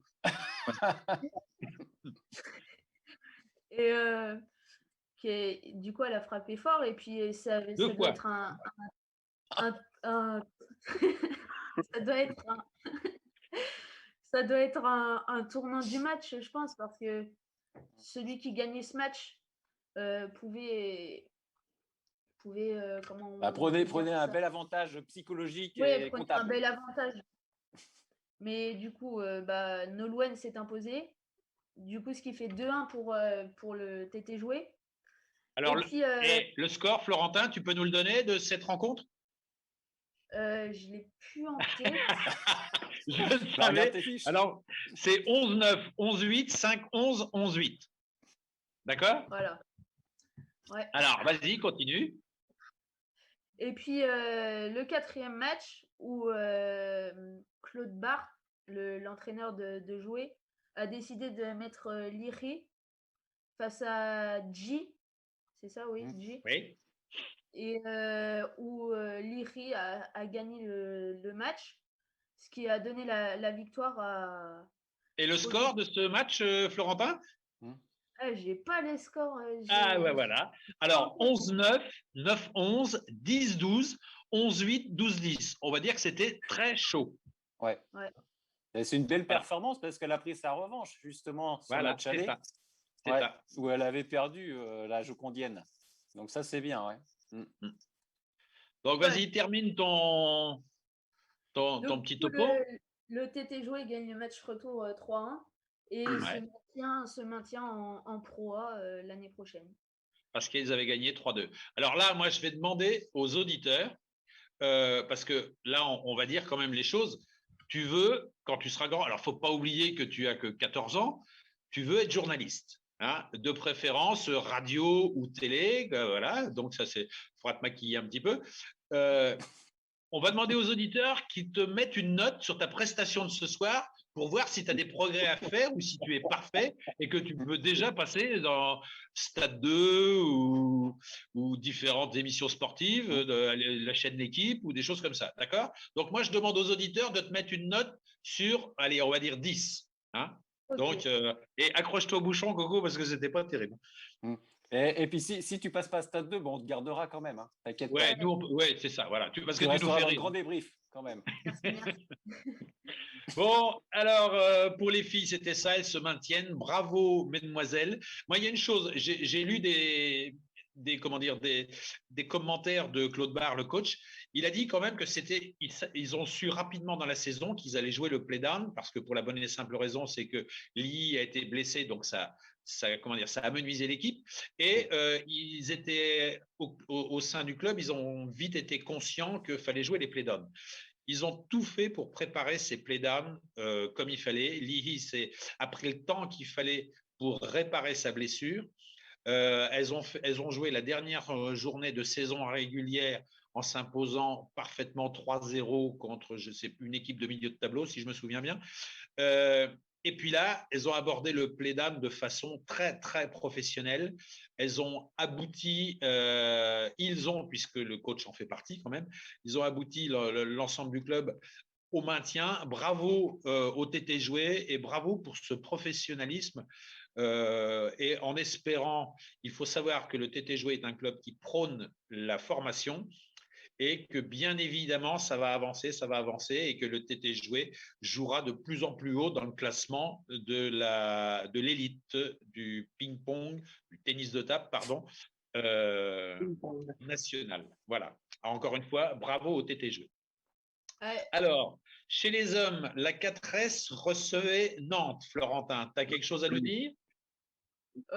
Oui, la Vas-y. 4S jouait face à Nantes dernier, alors que la 4S est 5e. Il est recevait à Tours. Le premier match se jouait entre Gorak et Gozi, où Lequel est de la 4S? Gorak est de la 4S, D'accord. où la 4S gagne 1-0 en Le score, 3-7. tu sais pas. Bah, j'ai les différences, mais j'ai pas les. Ouais. j'ai Alors, t'as quoi comme différence? 6-9-3? Ouais. Ben, c'est pas les différences, ça. C'est les points de l'adversaire. C'est 11-6, 11-9, 11-3. Ah, voilà, Tu ok. comprends? Voilà. D'accord. Donc, Gorak gagne le premier set, le premier match, je veux dire, pardon. Le deuxième match opposait Lilian Bardet, le jeune prodige français, face à Calu. Donc, Bardet, le Tourangeau, a gagné son match 11-7, 11-9, 11-4 en 3-7. Le troisième match opposait Miral Massi face à De Saint-Illan, où le Tourangeau Miral Massi a perdu son match 11-6, 12-10, 11-5, Non, 11-8 et 11-6. il a perdu 11-6, 10-12, 11-5, 8-11 et 11-6. Voilà, il a perdu 3-7. Mais c'est un remplaçant ce jour-là parce qu'on n'entend pas parler. Faut croire parce que Desbruyères a joué que le double en fait. Ouais. Mais par contre, son adversaire, on peut dire qu'il a brillé. Ouais, De Oui. Saint-Illan. Non, mais vraiment, sans le jeu de mots. Parce Ah bon? que, Bah, avec le jeu de mots aussi. Hein, mais bon. Mais en vrai, sur ce match-là, De Saint-Illan a vraiment remis Nantes dans le bon pied. Mais là, il a gardé Desbruyères pour le double parce que sur les dernières rencontres, c'est les doubles Bardet Desbruyères qui avaient fait gagner les rencontres. Plusieurs fois, ils ont gagné 3-2 grâce à ce double. Et là, c'était pareil. Sachant quand Non, même parce que que- la quatrième rencontre, on va dire que ça.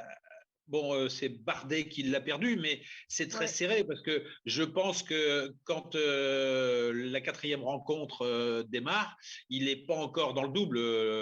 Ah ouais. Oui, parce que David normalement, Rigaud. Bardet aurait dû gagner là, contre qui il a joué le quatrième match. Oui, bon, il le perd en 5-7.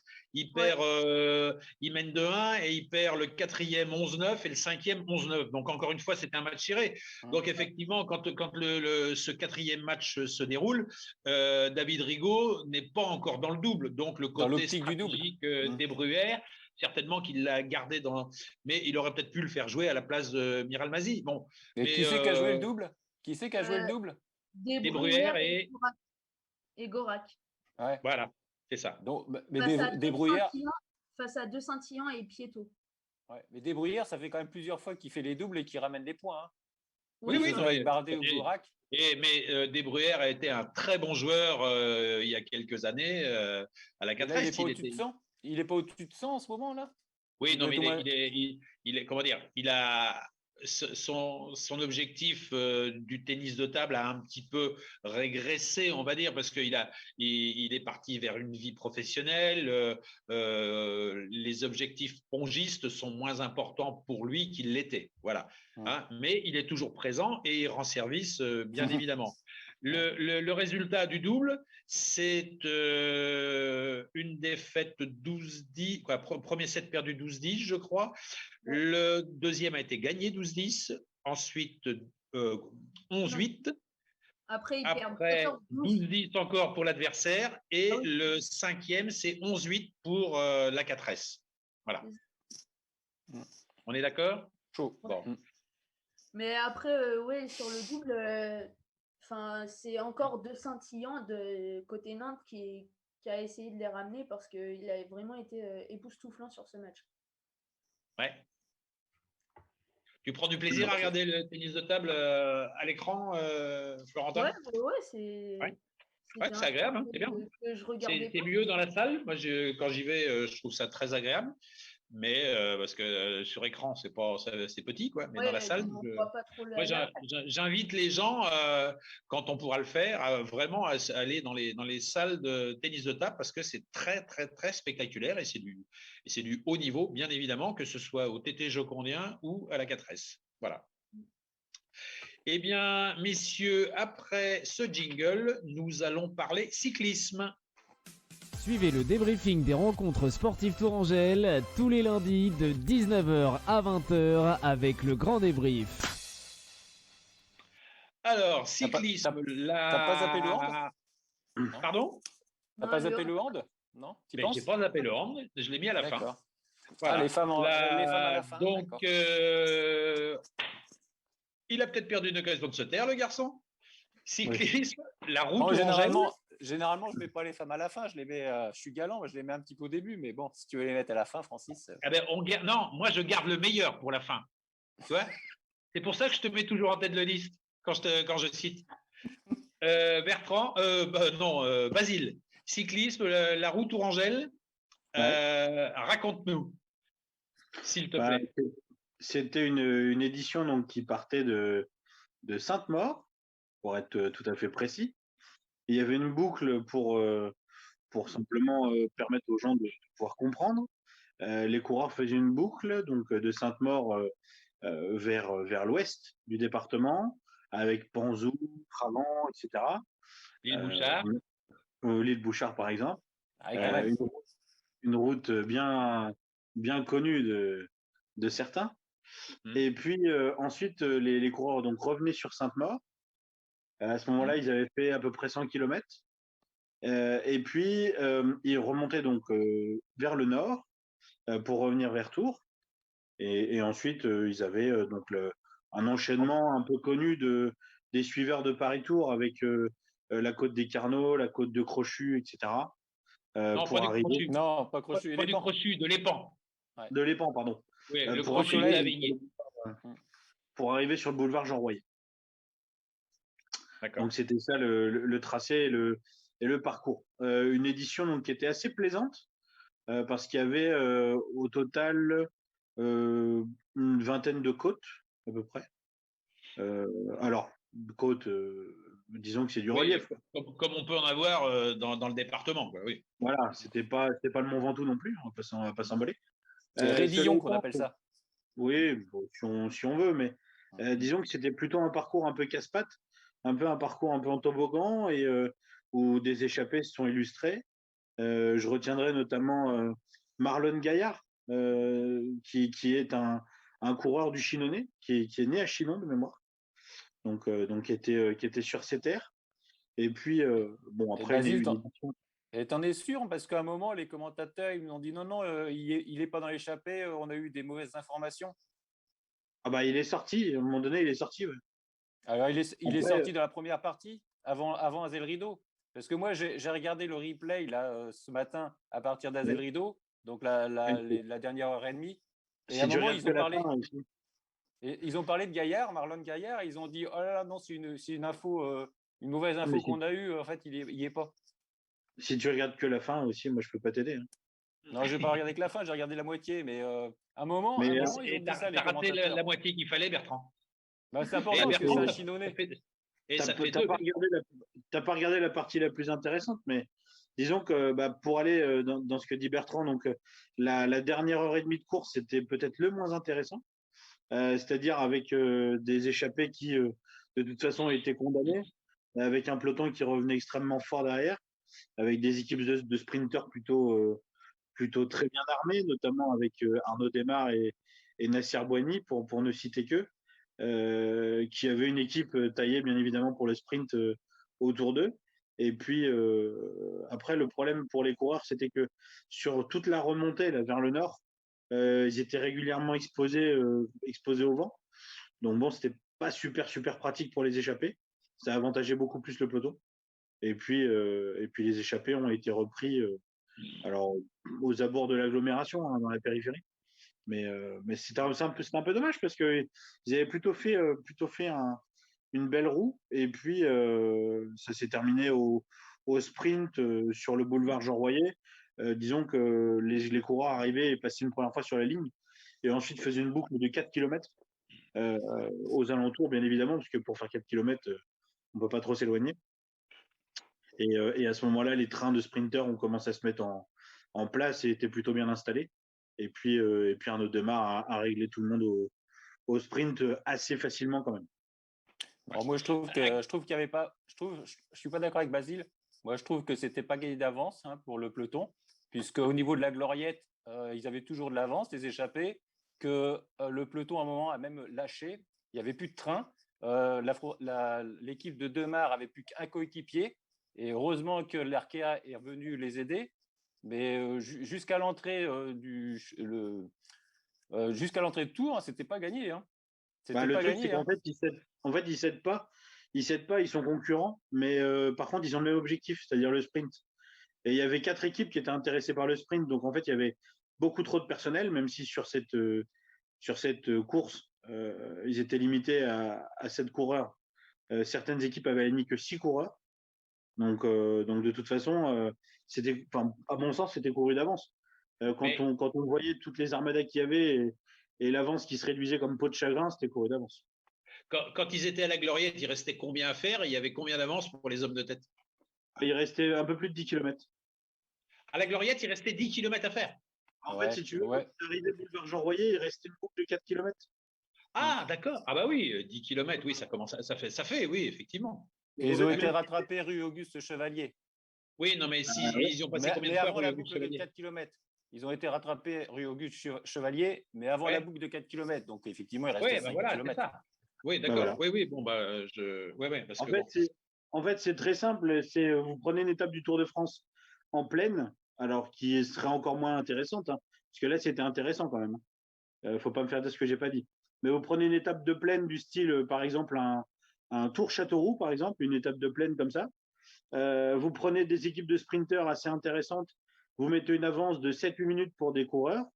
Et puis, le peloton se décide à mettre en route. Vous vous réveillez à peu près à la flamme rouge. Puis là, vous voyez que les coureurs ont été repris à la flamme rouge. Et derrière, vous avez un sprint de costaud. Et puis voilà. Donc oui, c'était couru avant. à quel niveau on peut estimer cette course, la Roue Tourangelle, je veux dire, dans la hiérarchie cycliste nationale? À un assez haut niveau, parce que c'est la troisième épreuve du championnat de France, enfin de la Coupe de France. Donc c'est assez intéressant. Enfin, en tout cas, pour beaucoup de coureurs français, c'est intéressant. Là, au vu du plateau, enfin, je ne sais pas si vous vous rendez compte quand même, Arnaud Demar, Nasser Boigny, c'est quand même des sprinteurs mondiaux et reconnus mondialement. Donc Arnaud Demar, c'est beaucoup de victoires en World Tour. C'est un client, c'est un vrai client. Non, franchement, c'était pas une édition au rabais, clairement. Après, c'est juste que sur le profil, il y avait quelques petites difficultés avec des passages pavés, des choses comme ça, mais rien de trop compliqué. Passage pavé où ça? Les passages pavés, c'était un peu à Villandry. Ah oui, d'accord. Oui, il n'y avait pas sur Tours, c'était ça ma question. J'ai essayé de voir à Tours. D'accord. Ouais. Non, c'était au niveau de Villandry. La première partie, le milieu, mais sinon, mais bon, après, enfin, compte tenu de la difficulté et disons que surtout compte tenu de l'envie des équipes de sprinters, clairement, Arnaud Demar, quand il part sur une course comme celle-ci, c'est pas pour faire de la figuration, quoi. Ouais. Dernière question avant qu'on passe au handball, c'est Demar ou Desmar? Bon, tu le dis comme tu veux. On va dire Arnaud. Non, parce que on le dit souvent Demar, alors que moi je l'ai vu décrit avec un accent aigu sur le E. Donc pour moi c'est Desmar, mais je suis un peu ignorant du truc, c'est pour ça que je pose la question. Bon, tu dis le champion de France? Ouais, non, mais il y a vraiment un accent pour le Moi, et pour te dire le niveau de la course, c'est quand même le champion de France qui a gagné la course. Bah ouais. Et ouais. Voilà. Bon, on a 2 minutes de retard. Après le jingle que Guillaume va se faire un plaisir de nous envoyer, nous parlerons handball.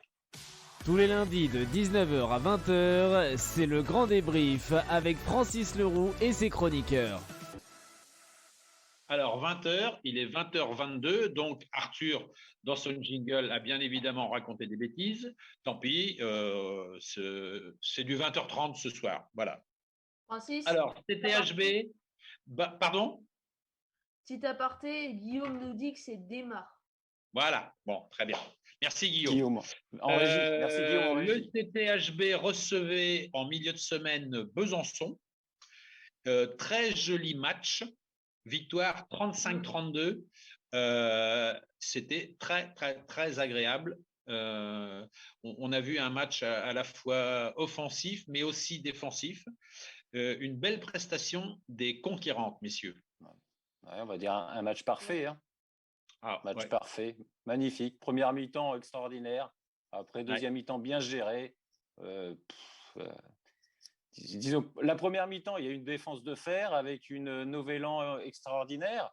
Après, en attaque, tout marchait, tout fonctionnait. Je crois qu'ils doivent réussir 21 tirs sur 24. Donc, 18-12 à la mi-temps. Après, à la fin du match, oui. À la fin du match, on est à 35 sur 42, si les statistiques sont justes. Voilà. Ouais. Donc, offensivement, ça a été très, très… Bon, déjà, le point fort du CTHB, c'est la défense. Hein, et puis, offensivement, ça a été très propre. Ils se sont bien trouvés avec des joueuses qui sont au-dessus du lot, on va en parler. Mais vraiment une grosse performance face à Besançon qui était invaincu en play-off, qui avait quand même battu Brest, Paris, Nantes. Une équipe qui était en grosse forme. Donc, magnifique. Bien, bravo les filles. Ouais. Alors, un fait de jeu très regrettable, mais totalement, qui est très dommage, c'est la blessure de l'international Kouyaté, qui évolue donc à Besançon, qui s'est fait les croisés ou quelque chose comme ça. Le docteur Florentin va peut-être nous donner une précision sur la blessure. Ouais, c'est ligament croisé antérieur du genou gauche. Voilà, merci docteur. Donc, et puis, j'étais même docteur. Non, c'est parce qu'il nous l'a annoncé en direct. Donc, c'est pour ça que je l'appelle docteur. Quoi, voilà. Donc, à la mi-temps, il y avait 18-12, donc plus 6. Fin du match, 35-32. On va dire que la petite note, ça peut être ça, c'est qu'elles ont perdu la deuxième mi-temps, si on peut s'arrêter là-dessus. Oui. C'est vraiment chipoté, là. devient plus 3. Oui, c'est pour chipoter, oui, effectivement. Je dirais qu'elles ont bien géré la deuxième mi-temps. Oui, on va dire que c'est comme ça. Parce que dans les statistiques, on est quand même solide. Nicolet, 7 sur 7. Stojkovic, 7 sur 8. Asperge, 5 sur 6. Certainement son meilleur match offensif à Camille. Memana, 4 sur 4. Blombou, 4 sur 6. Rodriguez, 3 sur 4. Valent, 2 sur 3. Brejlavik, 2 sur 3. Et Touré, 1 sur 1. Pardon. Donc, tu as vu que Nicolet nous a bien écoutés, hein, puisqu'on reprochait qu'elle tirait souvent dans les pieds. Et là, elle a souvent tiré au premier poteau, à mi-hauteur, et elle a une réussite à 100%. Je ne suis pas sûr que ce soit vraiment nous qu'elle ait écouté. On est d'accord. Ah, voilà. C'était pour dire qu'on analysait bien les choses. Oui, mais arrête de te faire du bien. Arrête de te faire du bien, Bertrand, ou seulement dans ton coin. Je pense que Mathilde en a à peu près rien à carrer, en fait. Ouais, je pense aussi. Mais bon, nous, on est contents. On est content qu'elle ait changé ses tirs et qu'elle ait 100% de réussite. Après, Camille Asperge, faut dire que Camille Asperge a été exceptionnelle puisque Ferry était absente, deuxième pivot de l'équipe. Donc, Camille a dû jouer 55 minutes. Elle a été extraordinaire en défense. Ouais, je crois que ça doit être ça, 55 minutes. Ouais. Et bon, en défense, comme d'habitude, extraordinaire. Comme d'habitude, 5 sur 6. 5 sur 6 avec en plus des fautes provoquées. Gros plus pour Camille Asperge. Surtout qu'elle a terminé sa carrière sur cette saison. Donc, on en profite pour parler d'elle. Voilà, non, c'est bien, mais parce que offensivement, je pense que c'est sa meilleure copie. Et voilà, quoi, elle a été servie parce qu'elle a su se provoquer les situations. Quoi. Moi, c'est une jeune fille que j'aime bien la voir jouer. C'est solide, ça rentre dedans. Et parce qu'elle n'a pas, on va dire que physiquement, c'est une fille qui est grande, mais elle n'est pas dans les plus grandes du championnat français à ce poste-là. Hein, voilà. Le classement, les filles de Chambray sont actuellement 5e, donc ex-aequo avec Paris. Et devant un point devant Nantes, c'est ça? Non, mais ils sont à un point du 3e qui est Besançon. Oui. Alors, on va réexpliquer le classement, quand il va se terminer. Il faut savoir qu'il reste 3 matchs. Mais pas pour tout le monde. Pardon? Pour tout le monde. Hein. Non, mais c'est pour ça que j'ai dit il reste 3 matchs pour Chambray. Brest-Metz, donc les 2 premiers du championnat, et la réception de Paris. On va dire Metz, c'est à l'extérieur, Brest et Paris, c'est à domicile. Il faut savoir que le règlement, il y a 2 matchs, il va y avoir 3 zones de classement. 1 et 2, c'est important, ça sera pour jouer le titre. Ça sera fait sur un match sec. Brest-Metz. Ça sera Metz et Brest, hein, voilà, bien évidemment. 3 et 4, c'est un match qui comptera pour du beurre parce que les 2 équipes seront qualifiées pour la Coupe d'Europe l'année prochaine. Par contre, la 5e et la 6e, ça sera seulement l'équipe gagnante qui jouera en Coupe d'Europe la saison prochaine. Donc, on va dire que les 2 matchs importants seront le 1-2 pour le titre et 5-6 pour la place en Coupe d'Europe. Voilà. Donc, il faut savoir qu'avec une fin de championnat comme ont les Chambrésiennes, ça va être chaud parce qu'on l'a dit, Brest et Metz. Non, l'inverse, Brest et Metz. Oui. Et Paris à la maison qui voudra effectivement finir 3-4, quoi. On va dire ça en gros. Hein. C'est ce que les. Je suis pas trop d'accord par rapport à Brest parce que si on peut faire le même match, à peu près le même match qu'en Coupe de France, on avait mené 30-29 et qu'après Brest nous gagne 32-31. Oui. On peut leur jouer des tours. On ne sait jamais, effectivement, mais on va dire que, tu sais, Brest, il y a une armada. Elles ont eu du mal, elles sont passées sur le fil pour nous battre en Coupe de France, mais malgré tout, ça reste très solide si elles prennent le match au sérieux. Mais tu as raison, Florentin, de parler comme ça, parce qu'on a tous envie de voir les Chambrésiennes s'accrocher un gros morceau. Voilà. Non, mais moi, j'y crois. J'y crois parce que le CTHB progresse énormément, parce que Brest aura peut-être déjà sa première ou deuxième place assurée. En plus, elle jouera peut-être encore en Coupe d'Europe. Donc peut-être qu'elles font des choix. Elle joue le match retour contre Metz, je pense, parce qu'elles se sont rencontrées ce week-end en quart de finale de Ligue des Champions. Ce week-end, c'est Brest qui a gagné la première manche. Je crois que la revanche, c'est le week-end prochain. Donc, effectivement, elles peuvent avoir la tête ailleurs si les places 1 et 2 sont déjà acquises, ce qui semble être le cas. Puisque l'équipe 3e est à 4 points, non? C'est ça? Donc, il y a du chemin quand même. Quoi. Voilà. Ouais. Donc, on va dire que c'est jouable. Brest à Chambray, c'est jouable.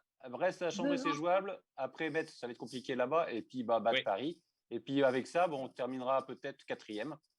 Oui, c'est ça. Et puis, pratiquement, ce qui est bien, c'est de dire qu'on est sûr de terminer au moins 6e. Donc, de jouer quelque chose à la fin de la saison. Non. Sixième, tu joues pas la Coupe d'Europe. Hein. Mais si, tu joues le match. Mais si, tu joues le match contre le 5e. Après, tu as le match. Mais d'accord. Mais je veux dire, si tu finis. Non, mais on est d'accord. Si tu finis 6e, tu joues le match contre le 5e pour jouer la Coupe d'Europe. On est d'accord, mais si tu finis à la fin des matchs, si tu es 6e, tu as perdu. Bah si, à la fin des matchs, si tu es 6e. Non, à la fin des matchs de confrontation directe. Quand tu as fait le match 5-6 et que tu le perds, c'est que tu es 6e. Bah oui. Oui, mais oui, donc, non, mais le but, c'est d'être 6e pour jouer contre le 5e et jouer la place en Coupe d'Europe. On ne parlait pas au même niveau. Moi, je te parlais à la fin des confrontations directes. Voilà. Le but, c'est d'être 4e. Moi, personnellement, j'y crois face à Brest parce que, en plus, Brest, comme on l'a dit, qui est premier avec 47 points et Besançon qui est 3e avec 39 points. Voilà. Et puis, 8 points, d'accord, oui. Et puis sur les états de forme, sur les 5 derniers matchs, on a égalité avec Metz et Brest. On a 13 points chacun, on a pris 13 points chacun sur les 5 derniers matchs. T'as pas joué les mêmes équipes.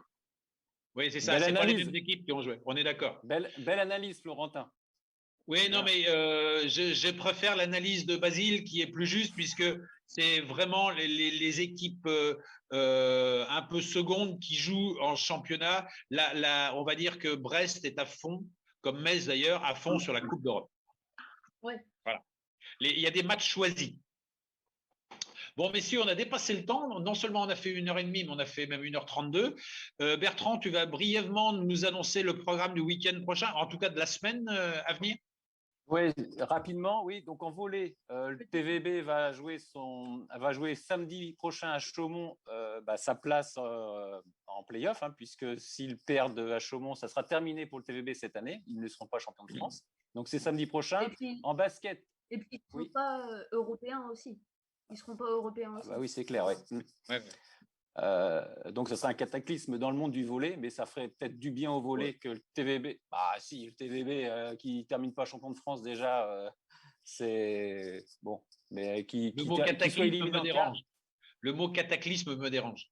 Dans le monde du volley, que le TVB soit même pas en finale. Ça fait 10 ans que ça n'est pas arrivé. Bon, vas-y, termine. Ça ne regarde que moi. Ouais. En basket, donc l'UTBM jouera également samedi soir contre Vanves à Tours à 20h. En hockey, les Remparts recevront Dunkerque également samedi à 19h. Et après, le CTHB jouera que le 28 avril contre Brest. Et il y a la 4S aussi. Il y a la 4S, qui ira à Torigné. Fouillard. Mais là, c'est mercredi. Mercredi là, le prochain, le 7 avril. Voilà, c'est ça. Bon, merci messieurs. Merci Bertrand, merci Basile, merci Florentin, merci Guillaume. Un grand merci également à notre invité Ahmed Doumbia, capitaine de l'UTBM. Passez une bonne soirée et je vous dis à lundi prochain. Salut tout le monde.